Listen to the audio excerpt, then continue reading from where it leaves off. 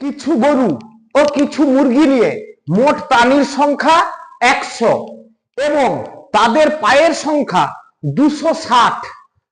প্রাণীর সংখ্যা 100টি, তাদের পায়ের সংখ্যা 260, তাহলে কটা গরু কটা মুরগি? আবার দেখাচ্ছি প্রশ্নটা পড়ে দেখুন। কিছু কিছু গরু ও কিছু মুরগি, মোট প্রাণীর সংখ্যা 100, মোট পায়ের সংখ্যা 260, তাহলে কটা গরু ও কটা মুরগি আছে?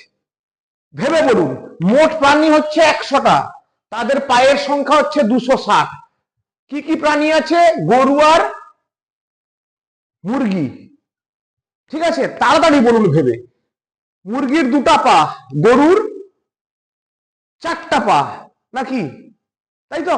তাহলে মোট পায়ের সংখ্যা 260, মোট প্রাণীর সংখ্যা 100।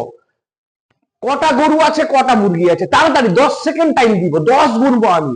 10, 9, 8, 7, 6, 5, 4, 3, 2, 1। পারেননি আপনারা, আমি করে দিচ্ছি। এর জন্য সব থেকে সহজ হচ্ছে বীজগাণিতিক প্রসেস। মোট প্রাণীর সংখ্যা কটা? 100টা। ধরি গরু সমান xটি, তাহলে মুরগি কতগুলো হবে? মোট তো 100টা ছিল, গরু যদি xটা হয় মুরগি হবে 100 গুণিতক xটি। তাহলে পায়ের সংখ্যা কত হবে? পায়ের সংখ্যা হবে মোট পায়ের সংখ্যা হবে, গরুর পা কটা? 4টা করে, তাহলে একটা গরুর 4টে পা হলে এক্সটা গরু হবে 4xটা পা। মুরগির পা কটা করে? 2টো করে, তাহলে একটা মুরগির 2টো পা হলে এতগুলো মুরগির পা হবে এতটি। তাহলে মোট পায়ের সংখ্যা হচ্ছে এতটা, কিন্তু পায়ের সংখ্যা বলা আছে কত? 260, তাহলে এইটা সমান 260।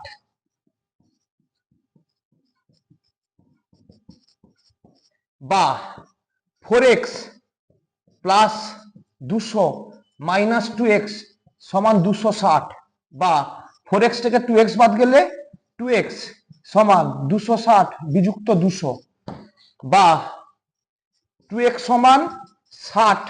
2x সমান 60 হলে x সমান কটা? 30টা। তাহলে গরুর সংখ্যা কত? গরু হচ্ছে 30টা, গরু হচ্ছে 30টা, x মানে 30। আর মুরগি কতগুলো? 100 মাইনাস 30, x এর মান তো 30, 100 মাইনাস 30 মানে 70টি। ক্লিয়ার হয়েছে? সব থেকে সহজ হচ্ছে আমরা ভুলভাল ধরে আমরা দেখবো 20টা মুরগি ধরে দেখি, 20 × 40টা পা, তাহলে 80টা মুরগি হবে। এত না করে প্রসেসগত ভাবে করুন। প্রসেসগত ভাবে করলে ইজিলি উত্তর বেরিয়ে যাচ্ছে। 30টা গরু 70টা মুরগি। দেখুন 30টা গরু আর 70টা মুরগি, মোট 100টা হচ্ছে। আবার 30টা গরুর পা কটা? 30 × 4 = 120, আর মুরগি হচ্ছে 70টা। 70টা মুরগির পা কটা? 70 × 2 = 140, 120 আর 140 260টি পা। ঠিক আছে, আশা করি ভালো লাগলো। লাইক কমেন্ট করবেন।